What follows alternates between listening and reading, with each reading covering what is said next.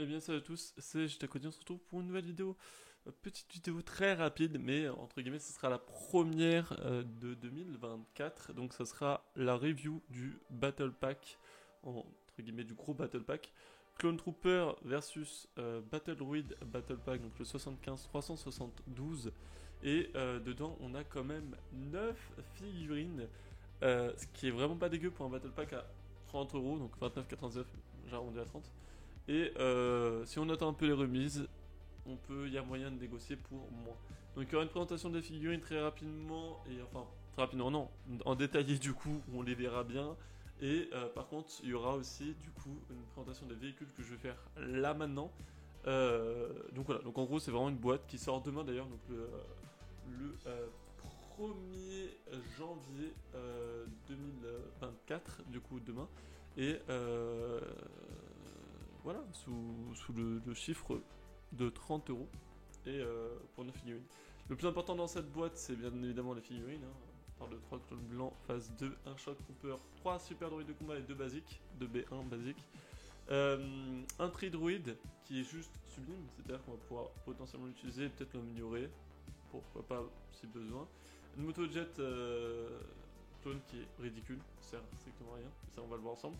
Une caisse avec deux détonateurs thermiques dedans, alors, hop, qui elle par contre est très bien, voilà.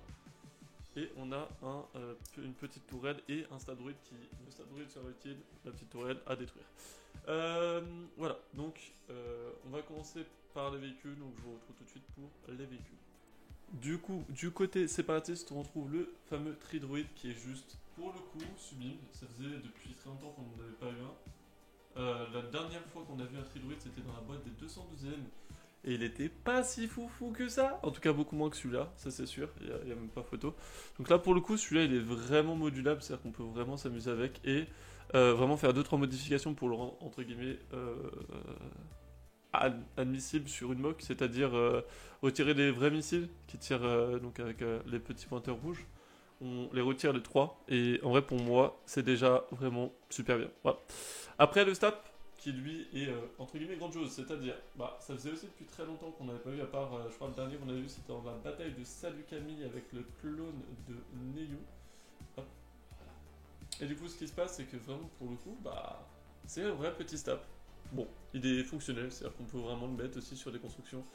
En plus, avec un beau bleu foncé que je surkiffe et qui va avec les AAT de la Fédération du Commerce.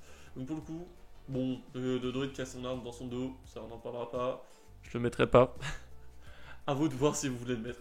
C'est une possibilité, pourquoi pas. C'est une nouvelle fonctionnalité aussi que les Goami. Donc, petit crochet et tu mets ton arme et puis on va passer au véhicule de la République maintenant. Et donc voici les fameuses figurines. On va les faire à peu près une par une, en tout cas répertoriées en trois catégories très rapides. Les clones face de blanc, donc comme il y a devant vous. Voilà, des petits clones face de blanc qui sont juste incroyables, donc, qui sont au nombre de 3 dans la boîte. On va aller voir ça juste après.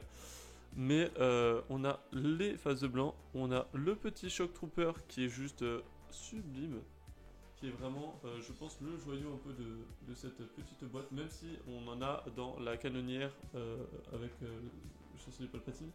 Elle coûte 150€, cette boîte-là coûte 30€, donc en vrai, le business, voilà quoi. Bon, après on a quoi d'autre? On a les super droïdes de combat, donc on en a aussi au nombre de 3, qui sont plutôt vraiment propres.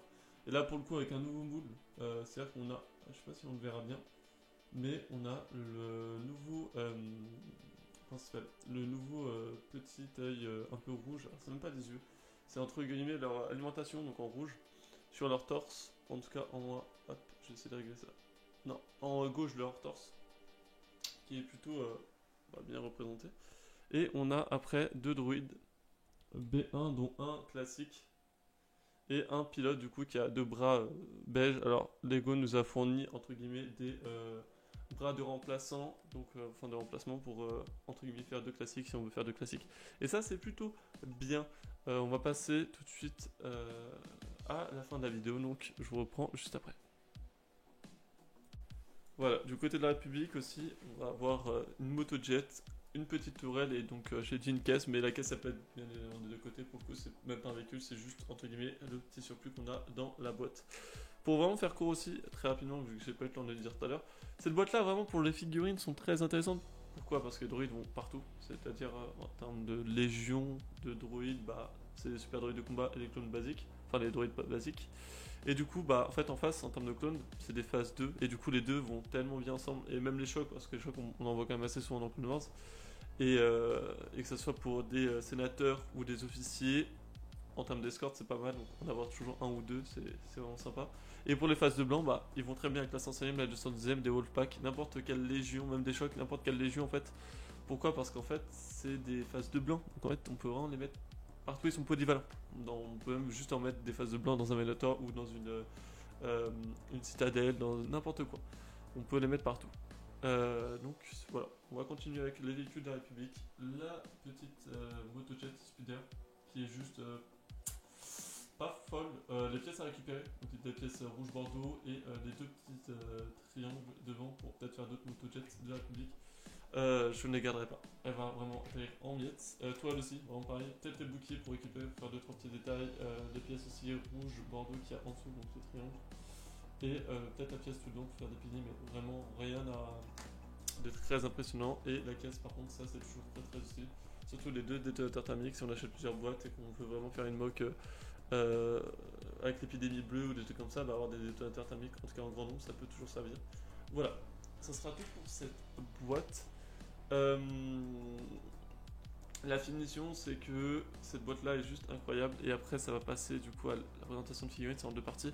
Mais vraiment, cette boîte-là, elle est incroyable pour 30€. Et encore, on va l'avoir pour beaucoup moins cher quand il y aura des réductions ou des promotions. Donc voilà, merci à tous pour cette vidéo. Dites-moi ce que vous en avez pensé. Combien vous allez en acheter? C'est ça la vraie question. Combien allez-vous en acheter? Moi, personnellement, je vais en acheter pas mal. Je sais pas encore combien exactement le chiffre exact. On verra ça ensemble plus tard. Mais pour le coup, je vais en acheter plusieurs, ça c'est sûr. Merci à tous pour cette vidéo. Abonnez-vous, laissez des commentaires. Et puis j'espère que cette année va être grandiose et que vous avez bien profité des fêtes. Ciao tout le monde. Peace.